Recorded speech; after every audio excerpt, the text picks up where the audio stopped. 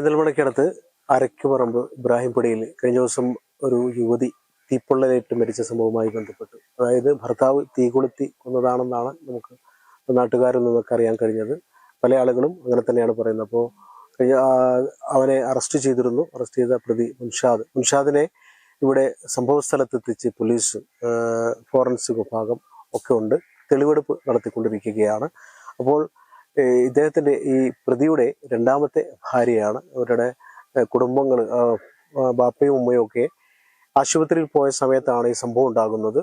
സംഭവത്തിന് ശേഷം അയൽക്കാർ പറഞ്ഞത്, ഇവിടെ സമീപത്തുള്ളവർ പറഞ്ഞത്, സംഭവം അറിഞ്ഞ ഉടനെ തന്നെ ഓടിയെത്തി ഇവരെ ഈ തീപ്പൊള്ളലേറ്റ യുവതിയെ പെരിന്തൽമണ്ണയിലെ സ്വകാര്യ ആശുപത്രിയിൽ എത്തിച്ചെന്ന് പറഞ്ഞു. പോകുന്ന സമയത്ത് ഈ മുൻഷാദ് പ്രതി, ഈ യുവതിയുടെ ഭർത്താവ് തീ കൊളുത്തിയതാണ് എന്നതാണ് ഈ യുവതി എല്ലാവർക്കും കൊടുത്തിട്ടുള്ള മൊഴി.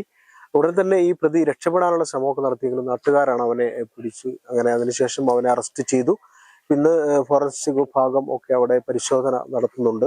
അതുകൂടാതെ പോലീസിന്റെ തെളിവെടുപ്പ് നടക്കുന്നുണ്ട്. ഇത് എടുത്തു പറയേണ്ടത്, ഇദ്ദേഹം ഒരു ഓട്ടോ തൊഴിലാളിയാണെന്ന് പറയുന്നു. മറ്റുള്ള കാര്യങ്ങളും നാട്ടുകാർ പറയുന്നുണ്ട്.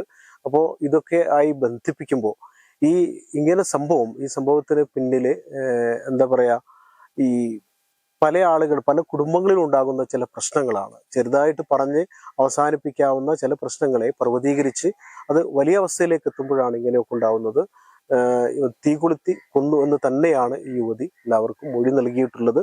ഇപ്പോൾ തെളിവെടുപ്പ് പുരോഗമിക്കുകയാണ്. നടപടിക്രമങ്ങളൊക്കെ പൂർത്തീകരിച്ച് ഈ പ്രതിയെ പിന്നീട് കോടതിയിൽ ഹാജരാക്കുമെന്നാണ് നമുക്കറിയാൻ കഴിയുന്നത്. ഇപ്പോൾ തെളിവെടുപ്പ് നടന്നുകൊണ്ടിരിക്കുന്നു. എന്തായാലും നാടിനെ ഞെട്ടിച്ചൊരു സംഭവമാണ്. നാട്ടുകാരൻ തന്നെ പറഞ്ഞത്, ഇത്തരം സംഭവങ്ങളൊക്കെ ഈ മേഖലയിൽ, അതായത് ഈ നാട്ടുകാർക്ക് തന്നെ വളരെ വിഷമം കാര്യമാണെന്നാണ്. അപ്പൊ ഈ പ്രതിയുടെ രണ്ടാമത്തെ ഭാര്യയാണ് ഇങ്ങനെ തീപ്പൊള്ളലേറ്റ്, അതായത് ഭർത്താവ് തന്നെ മണ്ണെണ്ണ ഒഴിച്ച് പെട്രോൾ ഒഴിച്ച് തീ കൊടുക്കുന്ന ഒരു അവസ്ഥ ഉണ്ടാകുന്നത്.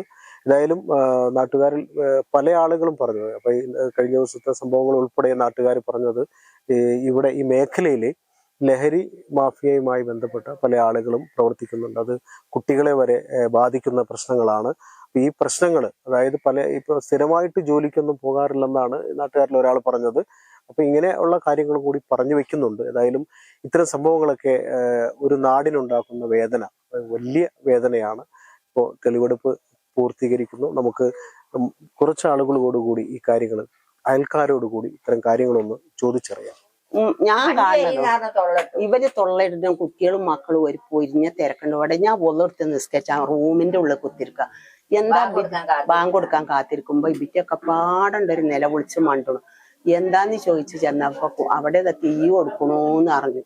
അത്രേ അറിയുള്ളൂ. അപ്പോഴേക്ക് നിങ്ങളിപ്പോ ഈ നിക്കണീലേറെ കണ്ടമാനം ജനണ്ട്. ഞാൻ ചെല്ലുമ്പോ അവിടെ ആ ജനത്തിന്റെ ഇടയിൽ ഈ കുട്ടി ഇങ്ങനെ കണ്ണ് കാട്ടിയിട്ട് ഈ ഇരുത്താ ബന്ധിട്ട്, അപ്പൊ ഞങ്ങള് വെള്ളം കൊടുക്കാനും താങ്ങാനും ആസ്പത്രിക്ക് കൊണ്ടുപോകാനും അങ്ങനെ ഉണ്ടീന് കൂടി കൊടുത്തു എന്നുള്ളൂ. അല്ല നമ്മള് സ്വന്തം കണ്ടിട്ടില്ല, വീടിന്റെ ഉള്ളിൽ കയറിയിട്ടും ഇല്ല, എന്ത് നടന്നൊന്നും അറിയില്ല.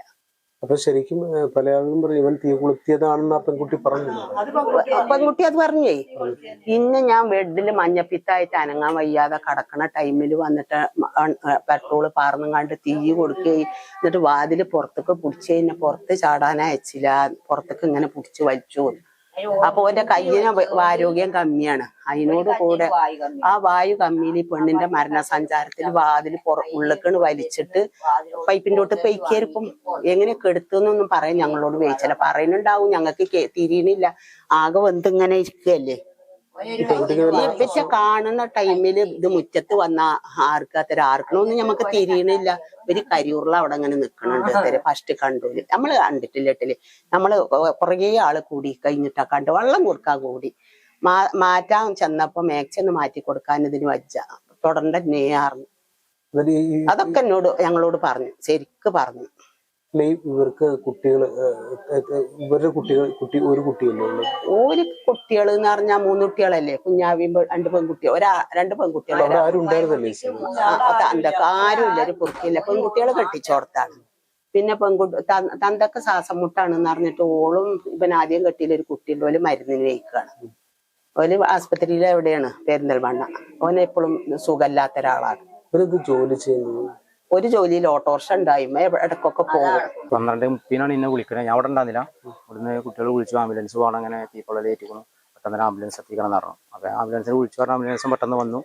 അവിടെ കയറ്റി ഇവര് ആംബുലൻസിന്റെ സെച്ചർ കൂടുന്നായി കയറ്റി കൂട്ടി ആനെ കൊണ്ടുപോയത്. എന്നിട്ട് ഹോസ്പിറ്റലിൽ ചെന്നു. അപ്പോൾ ഡോക്ടർ പറഞ്ഞു ഇങ്ങനെ കോഴിക്കോട് കൊണ്ടുപോകണം പറഞ്ഞു. അവിടുന്ന് വേറെ ആംബുലൻസ് വിളിച്ചുകൊണ്ട് കയറ്റി കൂട്ടി പിന്നെ അങ്ങോട്ട് പോകും. അത് എനിക്കറിയില്ല, ഞാൻ അവിടെ അല്ലല്ലോ, എന്താ ചെയ്യുന്ന അറിയില്ല. പൊള്ളലേറ്റിക്കൊണ്ടാണ് വിളിച്ചത്. അത് കുളപ്പിക്കാണ് എന്താ എനിക്ക് നമുക്ക് പറയാൻ പറ്റില്ല.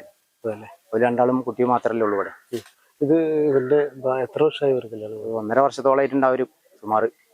വല്ല പ്രശ്നങ്ങളൊക്കെ ഞങ്ങളുണ്ടാകുന്ന എപ്പോഴും അങ്ങോട്ടും ഇങ്ങോട്ടും വർത്തമാനങ്ങളൊക്കെ സാധാരണ ഉണ്ടാമാരൊക്കെ കേൾക്കലുണ്ട് ഇവിടുന്ന്. വേറെ ആയിട്ടില്ല. പിന്നെ രാവിലെയൊക്കെ അവരോട് വർത്തമാനം പറഞ്ഞിരുന്നു പറഞ്ഞു. അപ്പൊ ഞാൻ വണ്ടി ഓടുന്ന ആളാണ്. ഞാൻ രാവിലെ പോയിരുന്നു. അപ്പൊ ഞാൻ പോയിട്ട് ഞാൻ കരത്താണിയിലായിരുന്നു. അപ്പൊ അവിടുന്ന് വിളിച്ചപ്പോഴാണ് ഞാൻ ആംബുലൻസ് വിളിച്ച് പറഞ്ഞു കൊടുത്തത്. ഇതെങ്ങനെ ഇവര് നല്ല അടുപ്പത്തിലാക്കി പിന്നേക്ക് ഇവര് അടുപ്പത്തിലൊക്കെ ഉണ്ടായി, കുഴപ്പമൊന്നും ഉണ്ടാകുന്നില്ല. എന്താ സംഭവിച്ചു നമുക്ക് പറയാൻ പറ്റില്ല. ഇവര് വീട്ടിലാരൊക്കെ? വീട്ടിൽ മറ്റേ 2 പെങ്ങന്മാരുണ്ട്. ഇവന്റെ മോനുള്ളൂ. ആ പിന്നെ അവന്റെ ഉമ്മയും ഉപ്പിയുണ്ട്. അപ്പൊ ഇവരൊന്നും ഉണ്ടായിരുന്നില്ല? ഇല്ല, അവരില്ല. അവർ ഇന്നലെ ഹോസ്പിറ്റലിൽ പോയതാ. അവർക്ക് ആർക്കോ സുഖമില്ലാണ്ട് പിന്നെ മുന്നത്തെ രീതിയിലാണ് കുട്ടിയുണ്ട്. അതിന്റെ ഹോസ്പിറ്റലിൽ പോയതാണ്. ആ സമയത്ത് അതിനുശേഷം കുട്ടിയെ എവിടേക്ക് കൊണ്ടുപോയത്? ആശുപത്രിയിലേക്ക്? അല്ല, ഇവിടുന്ന് നേരെ കയറ്റിട്ട് അങ്ങനെ മൗലാനി പോയതല്ലേ. ഹോസ്പിറ്റലിൽ പൊള്ളലേറ്റ് എന്ന് പറഞ്ഞ് കയറ്റി കൊണ്ടുപോയതാ. അതിന്റെ മുന്നേ സുഖമില്ലാന്ന് പറഞ്ഞിരുന്നു. അതിന്റെ വീട്ടിലിരുന്നു 2 ദിവസമായിട്ട് ഇങ്ങോട്ട് വന്നിട്ട് പറഞ്ഞിട്ട് നമ്മളറിയില്ല. ഇത് ഇവിടെ കുട്ടികളങ്ങനെ വരും, അവളിങ്ങനെ ആ കുട്ടികളുടെ സ്കൂളിലേക്ക് പോകും, കൊണ്ടുവന്നാക്ക് പോകും. അങ്ങനെ സ്കൂട്ടി കൊണ്ട് തന്നെ പോക്കാ കുട്ടി, മരിച്ച കുട്ടി. പിന്നെ എന്താ സംഭവം? ജോലിയൊന്നും ആയില്ല. ടീച്ചറിനെ പഠിച്ചിട്ടാണ്, ടീച്ചറായി കയറാന്നൊക്കെ പറഞ്ഞു. അല്ല, ഇപ്പൊ ഇവരെ പ്രശ്നങ്ങളൊന്നുമില്ല എന്ന് പറയുന്നത്? പ്രശ്നങ്ങൾ ഇല്ല പറഞ്ഞാല് ഇടയ്ക്ക് അങ്ങോട്ടും ഇങ്ങോട്ടില്ല സംസാരങ്ങളൊക്കെ ഇടയ്ക്ക് ഇങ്ങനെ കേൾക്കാന്ന് മാത്രമേ ഉള്ളൂ. അത് ഇങ്ങനത്തെ പോകും ഇങ്ങനെ ചെയ്യുന്നൊന്നും പെട്ടെന്ന് ആരും ഓർക്കണില്ലല്ലോ. തീകൊളുത്തിന്നാണ് പറയുന്നത്. അതിപ്പോ നമ്മളോട് കണ്ടിട്ടില്ല, ഞാൻ കണ്ടിട്ടില്ല. കാണാതെ നമുക്കൊന്നും പറയാൻ പറ്റില്ല.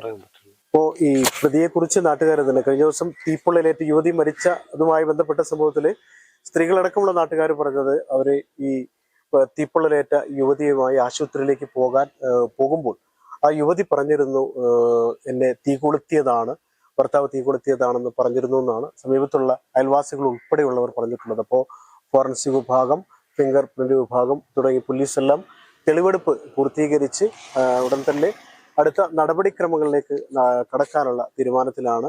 ഈ പ്രതിയെക്കുറിച്ച് പറയുന്നത്, മുർഷാദിനെ കുറിച്ച് പറയുന്നത്, നേരത്തെ അദ്ദേഹം വിവാഹം കഴിച്ചിരുന്നു. ആ ഭാര്യ മരിച്ചതിന് ശേഷമാണ് ഇപ്പോൾ മരണപ്പെട്ട ഈ തീപ്പൊള്ളലേറ്റ് മരണപ്പെട്ട സ്ത്രീയെ വിവാഹം കഴിച്ചത്. ചെറിയ കുട്ടിയുണ്ട്. അപ്പോൾ ഇത്തരം മറ്റു കാര്യങ്ങളെ കുറിച്ചൊക്കെ നേരത്തെ ഒരു സമീപവാസി തന്നെ പറഞ്ഞത്, നേരത്തെ കല്യാണത്തിന് മുമ്പും അതിനുശേഷവും ഈ പ്രതിക്ക് പല തരത്തിലുള്ള സ്വഭാവങ്ങൾ ഉണ്ടായിരുന്നു പറഞ്ഞു. ഓട്ടോ തൊഴിലാളിയാണെന്ന് പറയുന്നത്, ഓട്ടോ ഓടിക്കുന്നത് പോകുന്നത് കാണാറില്ലെന്ന് പറയുന്നു. മറ്റു ചില നാട്ടുകാർ പറഞ്ഞത് ലഹരി, കഞ്ചാവ് തുടങ്ങിയ സംഭവങ്ങളെ കുറിച്ചും പറയുന്നുണ്ടായി. നാട്ടുകാരെ, കുട്ടികൾ ഉൾപ്പെടെ നശിപ്പിക്കുന്ന അത്തരം സംഭവങ്ങളൊക്കെ വർദ്ധിച്ചു വരുന്നതിൽ ആശങ്ക പോലും അവർ പങ്കുവയ്ക്കുകയുണ്ടായി.